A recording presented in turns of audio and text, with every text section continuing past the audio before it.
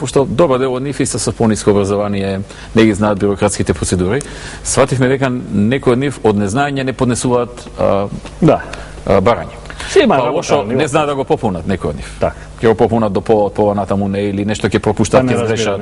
Што направивме? Направивме една екипа во Агенцијата за поддршка на земјоделието, која што преходно седеше така без везе, не знае што прават. И прво нив добро ги обучивме како тренери за они да одат и да ги обучуваат селаните и земјоделците.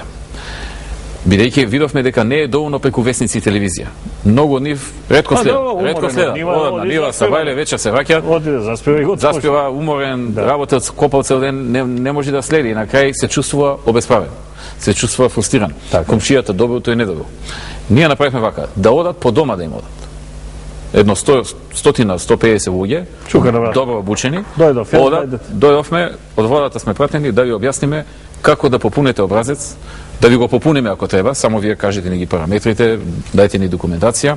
Ако немате, ајде идеме ќе извадиме документација во институциите, за да ги попунете и да знаете како да побарате. И така драстично го зголемивме бројот на барања. Инаку луѓе многу преходно не знаат. Се отка по линија на помал отпор, не е како секој во град. Оди на работа, не знам, у 4:30 се враќа дома, па гледа телевизија, вести, па се информира. Има многу луѓе по селата што некој го се информираат, ама не секој. Копа цел ден на нива, работи, сади, прави, вечерта доаѓа, легнува и така. Плас Македонија е производител на храна, може да произведе многу повеќе, имаше извешта има и од балканските војни каде што сметаат генералштебите на Аустро-Унгарија, на Франција, на Британија, дека 6 милиона војника у тоа време може да храни Македонија, значи ќе биде. Пласманот, сето сами не може да го изедеме, нели?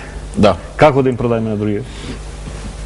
Пласманот генерално во овој период релативно добро одеше, иако понекогаш ќе се јавија кризи, не знам, но тие беа краткотрајни и најчесто преувеличени од страна на политичарите.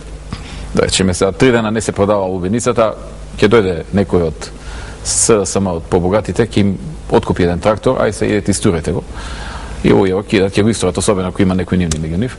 Имаше такви кризи, значи имаше и реални, само малце злоупотребени од некои политичари, но не многу. Во главном одеше пласманот подобро отколку во некои минати години. Сега, тоа не е за нас задоволство. Не сме задоволни со овој пласман. Ние, она што сакаме да го направиме е да привлечеме инвеститори, колку што може и странски, но и домашни, што ќе изградат откупни центри. Штом он инвестира 10 милиони во откупен центар, он понатаму има обврска да си ги врати парите, а парите ќе си ги врати ако купува земјоделски производи и ги продава надвор. Имаме ли така?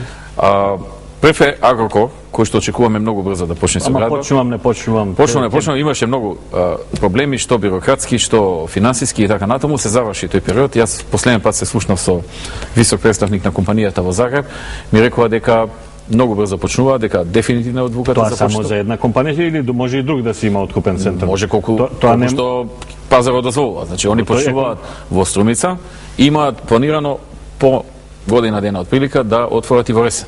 Односно, пардон, не во Ресен, во Росомах. А ако дојде италијанска фирма, може и тоа. Сега, што направивме ние? Ние објавивме во Financial Times, во The Economist и во весници во уште десетина држави, Холандија, Турција, Израел, Германија, Италија и така натаму, оглас државата повикува компании што се заинтересирани да вложат во откупни центри, да се јават, да им помогнеме за плац да најдат, или место за градење, да им помогнеме ако сакаат некоја различна форма. Некој вика јас сакам сам, дајте ми плац да си го купам, сакам сам. Друг вика ја ќе влезам 50% со мене државата. Нема проблем. Ќе вложиме 50% од буџетот. Значи може да влезе само да влезе. Да, апсолутно. И тоа сакам да кажам. Се јавија околу 15 на фирми за откуп до 20 што се заинтересирани. Сега некои од нив се посериозно заинтересирани, некои само се јавиле да видат што е, како е работата. Добро, тоа логично. Па може би нема. Јас ќе бидам задоволен 5 од тие или 3 од тие да дојдат. Презадоволен сум. Тоа е како една фабрика да си направи. Тие си доаѓаат, си го купуваат производството, го пакуваат, не го пакуваат, го селектираат и го плаќаат. Они кога ќе го изградат објектот, унатре има калибража, унатре има машини за пакување, унатре има ладилници. Они инвестираат. Тоа кошта. Не од 10 милиона евра кошта, може и повеќе, зависи до колку ќе се инвестира. Тој што толку ќе даде пари, а ги заработил, тој нема назад веќе. тој ќе иде ако треба, он ќе ги бере за оките само за да оди работа. Што е важно тука друго? Колку повеќе такви донесиме, толку е подобар и квалитетот на земјоделието, затоа што он оди кај нашиот земјоделец, оди на терен и му вика види, колку имаш ти хектари, ја имам 10 хектари. Што произведуваш? Патлиџан, ваков или красавица. Овој патлиџан и овој одговара, но оваа врста не ми одговара, во Франција никој не ми ја купува. Мене ми требаат мали. Сади такви, еве ти договор, однапред дека ќе ти ги купам. Значи се менува пристапот. Односот се менува. Он ако треба ќе му даде некоја мала машина за пакување или ќе му ги земе, па ќе ги спакува он.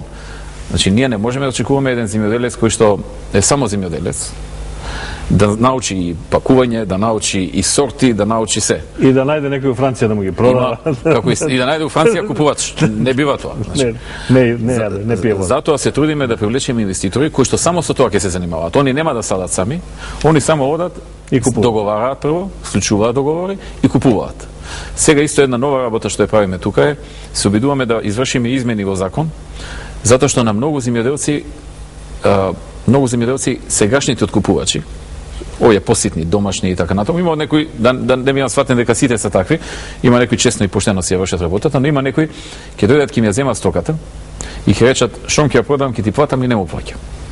И одам по селата, викаат разочарани, зошто разочарани, викам, даваме најмногу субвенции, никогаш воку. Не, вика, државата дава што дава, тоа е убаво. Ама вика, се му дадов на еди кој си. Петри не ми плати. Не можам да го добијам, вика се. Викам, договор имаш ли да го тужиш? Немам договор. Па зашто се му ги дал? Па морам, вика, да му ги дадам, ќе скапат. И му ги дадов. На договор. Решението сега се обидуваме, размислуваме какви законски измени да направиме, да некако ги врзиме работите, да не може туку така да ги изважат. Иако не можам да гарантирам дека ќе успееме во тоа. Ќе се потрудиме да најважно онда мора да склучи некаков договор. Значи елементарен договор. Не мора да нема и гаранција и хипотека и не знам што, но барем нешто на хартија да има дека му дал. Така и ќе канализираме парите да одат преку банки, преку сметки, наместо кеш. И второ, гаранција некоја поголема е за земјоделецот дека ќе му биде платено.